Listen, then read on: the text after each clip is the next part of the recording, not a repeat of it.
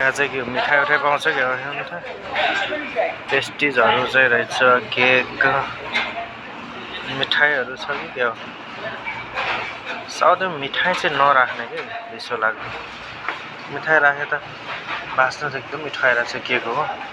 butter पकाले जस्तो छ यो चाहिँ चिक्की जस्तो लाग्यो मिठो हुन्छ क्या एकदम नट्स तर यस्तरी प्याकमा छ लिने पनि कसरी आएर दही भाडा जस्तो के हो के रहेछ बटर पुरा मेल्टेड छ के थाहा भएन ग्यारेरियल रहेछ यो चाहिँ रोटी हो पराठा हो जसलाई तर यति धेरै चिल्लो हुन्छ कि खाँदाखेरि ढुस्स भइहाल्छ ब्राउन रोटी चोक्करै भयो